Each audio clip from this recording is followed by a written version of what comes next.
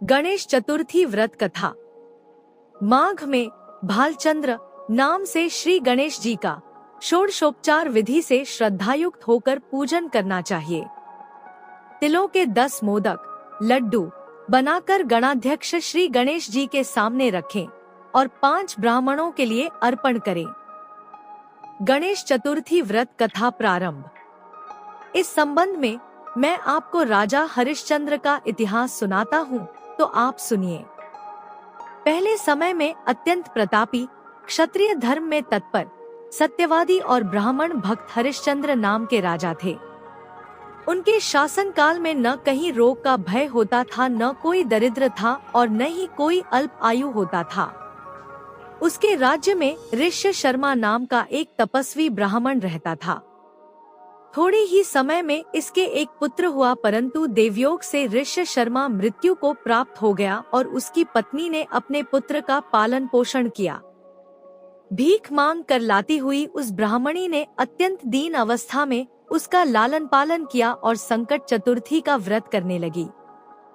वह पवित्र आचरण वाली, भीख मांग कर लाए हुए तिलों के 10 लड्डू बनाकर गोबर से गणेश जी की मूर्ति बनाकर कहे हुए प्रकार से सदैव पूजा किया करती थी।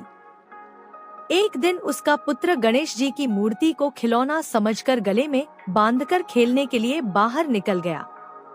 उसी समय एक दुष्ट कुम्हार ने उस 5 वर्ष के बालक को अपने जलते हुए आवे में डाल दिया। इधर उसकी माता अपने पुत्र को न पाकर उसके वियोग में पागल सी हो गई और गणाध्यक्ष का पूजन करके विलाप करने लगी। हे गणेश, हे महाकाय, हे प्रातःकालीन सूर्य के सदृश लालिमा वाले, हे जटाजूट से शोभायमान, पुत्र दुख से पीड़ित हुई आप मेरी रक्षा करें। हे गजानन, हे 4 भुजाओं वाले, हे मस्तक पर चंद्रमा से शोभित हे विनायक, हे अनाथों के नाथ, हे भक्तों को अभीष्ट वर देने वाले, पुत्र दुखी पीड़ित मेरी रक्षा कीजिए। इस प्रकार आधी रात तक वह विलाप करती रही। सवेरा होते ही जब कुम्हार ने आवा खोलकर देखा तो उस 5 वर्ष के बालक को उसी आवे में घुटनों तक के पानी में खेलता हुआ पाया। इस प्रकार उस बालक को देखते ही वह भय के मारे कांपने लगा और राजमहल में जाकर राजा के सामने अपना सारा कुकर्म कह सुनाया।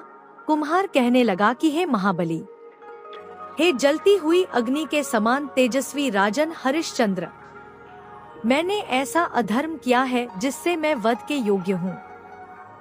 हे राजन, राजकन्या के विवाह के लिए मुझे कुछ मिट्टी के बर्तन शीघ्र से शीघ्र पका कर देने थे, परंतु कई बार आवे में आग लगाने पर भी वे पके नहीं। तब मैंने जादूटोना जानने वाले एक तांत्रिक से जाकर पूछा तो उसने चोरी चोरी एक बालक की बलि देने के लिए कहा। तब मुझको बड़ी चिंता हुई कि किसके बालक को अग्नि में डाला जाए। जिसके बालक को अग्नि में डालूंगा वह तो मुझे उसी समय मार डालेगा। इस भय से मैंने किसी विधवा के लड़के को बलि देने का निश्चय किया और अपनी भार्या को समझा कर कहा कि ऋष्य शर्मा नाम का ब्राह्मण मर गया है, उसका एक लड़का 5 वर्ष का है। उसकी विधवा माता भीख मांग कर अपना और पुत्र का पालन करती है। यदि उसके पुत्र का बलिदान किया जाए तो वह गरीब दुखिया कुछ भी नहीं कर सकेगी और मेरे सब बर्तन पक जाएंगे। अपनी स्त्री से ऐसा कहकर मैंने खेलते हुए उस बालक को पड़कर आवे में डाल दिया और सुखपूर्वक रात को सो गया। सवेरा होते ही आवे के बर्तन पके या नहीं यह देखने के लिए वहां गया और आवा खोलकर देखता हूँ कि जिस अवस्था में बालक को वहां डाला था उसी अवस्था में उसको वहां निर्भय खेलता हुआ देखकर भयभीत हो गया और यहाँ आया हूँ। इस प्रकार उसके वचन सुनकर राजा बहुत ही चकित हुआ और जहाँ बालक खेल रहा था वह स्वयं बालक को इस प्रकार देखकर अपने अमात्य से कहा, यह क्या बात है और यह बालक किसका है, इसका निश्चय करो। इस आवे के भीतर कमल से सुशोभित घुटने तक जल और वैद्वर्य मणि के समान दूर्वा कैसे उत्पन्न हुई। इस दरिद्र बालक को न दाह है, न क्षुधा और न ही प्यास है, घर की तरह निर्भय होकर यहाँ खेल रहा है। राजा के इतना कहने पर रोती कलावती वह ब्राह्मणी भी वहां पर आ पहुंची और जैसे गाय अपने बछड़े के पास जाती है और उसे प्यार करती है, वैसे ही उसने अपने बालक को देखकर उसे उठाकर अपनी छाती से लगा लिया, उसे चुंबन किया और रोती कांपती हुई राजा के पास बैठ गई। राजा हरिश्चंद्र ने कहा, हे ब्राह्मणी, अग्नि ने इस बालक को क्यों नहीं जलाया? क्या तू कोई जादू टोना जानती है अथवा तूने कोई उग्र तप किया है? ब्राह्मणी बोली, हे राजन, न मैं कोई चटक जानती हूँ, न धर्म जानती हूँ, और न ही मैंने कोई तप किया है, और न ही कोई दान किया, न विधान किया, और न ही कोई बलिदान किया है। हे राजन, मैंने केवल संकट नाशन का एकमात्र उत्तम व्रत किया है।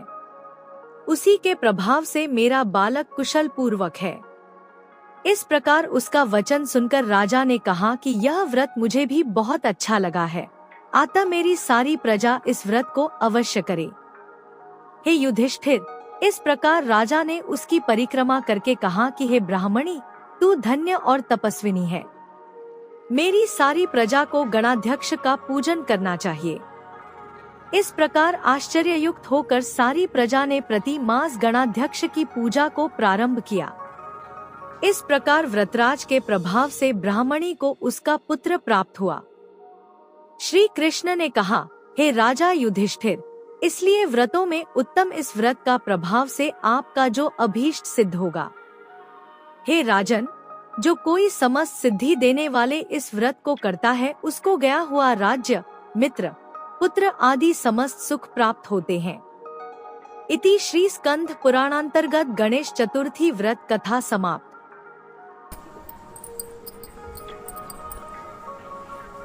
ये वीडियो आपको पसंद आया हो तो इसे लाइक करें और अपने परिवार और मित्रों के साथ शेयर करें। पुष्पांजलि को सब्सक्राइब करें और हमारे साथ एक आध्यात्मिक यात्रा पर चलें।